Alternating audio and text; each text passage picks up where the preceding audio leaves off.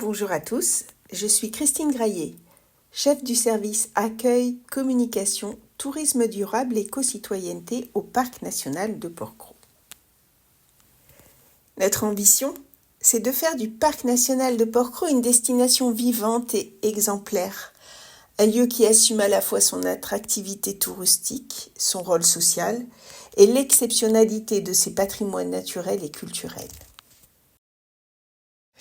Le Parc national de Porquerolles, c'est un véritable espace de confluence entre la terre et la mer, à l'extrême sud de la Provence, entre Toulon et le golfe de Saint-Tropez.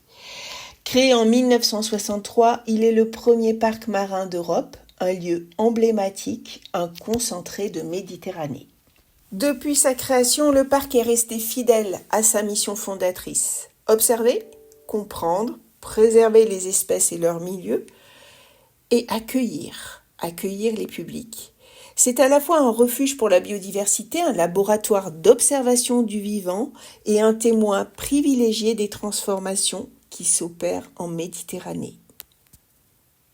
L'interprétation des patrimoines du Parc national de Porquerolles vise à faire partager un enthousiasme par l'immersion, le ressenti, faire comprendre, réfléchir pour modifier le regard, révéler, induire une réflexion et transformer la découverte en une rencontre, en une prise de conscience plus universelle, permettre aux visiteurs de se projeter, d'agir.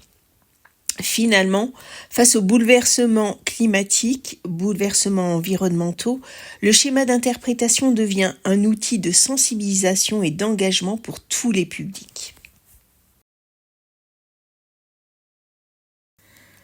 À la suite du grand incendie qui a ravagé le Cap Lardier en juillet 2017, le Parc national de Porquerolles a souhaité aller au-delà de la simple gestion de crise.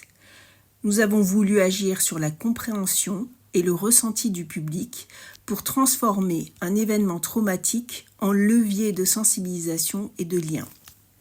Outre la campagne d'information à grande échelle qui a été rapidement mise en place avec des affiches, des messages clairs, une présence humaine sur le terrain, où nous avons pu, grâce à ce contact direct, sensibiliser et contacter plus de 25 000 personnes, nous avons souhaité travailler sur un temps plus long. Aussi, pour aller plus loin, nous avons invité la photographe Lucia Gwenaes en résidence artistique à la Croix-Valmer. Son regard a permis de raconter autrement la régénération du territoire, la repousse des plantes, la beauté du renouveau après la blessure. De cette démarche sont nées une exposition, un film, un livre et des rencontres avec les habitants. Des moments forts où l'émotion et où la parole ont pu circuler, transformant la douleur collective en énergie de reconstruction. Autre exemple. Chaque année, en particulier sur l'île de Porquerolles, nous faisons face à une forte pression touristique qui fragilise les écosystèmes. C'est un paradoxe auquel nous sommes tous confrontés.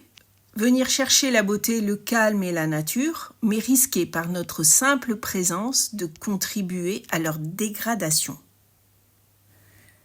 Dans cette démarche de sensibilisation, nous avons accueilli l'artiste niçoise Anne-Laure Voulaille, qui a posé un regard très personnel sur la ressource naturelle et sur les limitations de la récolte de cette dernière sur nos îles.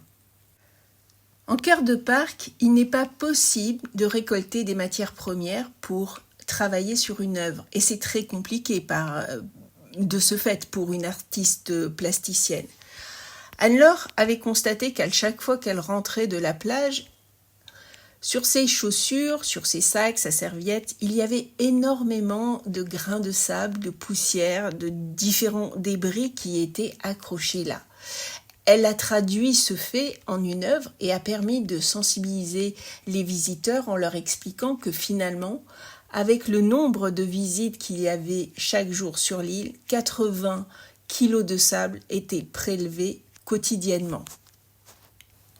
Un autre point l'avait interpellée. Cette multitude de petits papiers qui étaient au détour des chemins en arrière-plage, ces petits papiers qui sont une pollution finalement commune et difficile à aborder avec les visiteurs. Elle a transformé ces petits papiers en petits objets fragiles de porcelaine placés sur un mur. Et nous avons également pu discuter et parler de pollution sous un autre angle. Plus généralement, nos équipes travaillent à créer du lien, à accompagner, à transformer les partenaires et les acteurs socio-économiques du territoire en ambassadeurs engagés. Notre objectif, c'est d'offrir à chacun, habitant, visiteur professionnel, une découverte attentive, apaisée et enrichissante du territoire. À travers la marque Esprit Parc National, nous fédérons un réseau d'acteurs variés, des professionnels du tourisme et des prestataires, hébergeurs, guides, etc. Un autre réseau important est le réseau des associations d'éducation à l'environnement, culturelles ou sportives, les acteurs du nautisme et les professionnels de demain, enseignants, étudiants, designers, architectes, cuisiniers, paysagistes. Tous partagent la même envie, faire vivre les valeurs du parc national et agir pour une expérience durable et respectueuse. Pour nourrir cette dynamique, nos équipes organisent chaque année plus d'une trentaine de sessions de journées de sensibilisation, formation et sorties terrain, des rencontres, des ateliers, des immersions, mais aussi un travail concret avec les établissements d'enseignement de l'éducation nationale, les lycées hôteliers, les lycées agricoles, les masters, l'université, pour travailler avec ces structures sur le fondement même des programmes de formation. Aujourd'hui, ce sont plus de 200 produits et services labellisés Esprit Parc National de Porquerolles et surtout un réseau vivant et en pleine expansion. C'est cette diversité d'acteurs, cette force de coopération et cette culture de l'interprétation qui font de notre territoire un espace d'expérimentation, de transmission et d'engagement partagé.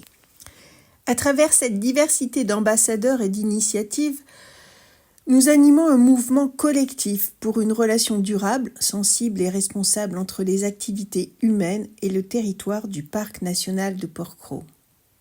L'interprétation des patrimoines devient un vecteur de transformation des pratiques et des mentalités, un levier en faveur d'une transition vers une fréquentation responsable. Je vous remercie pour votre attention.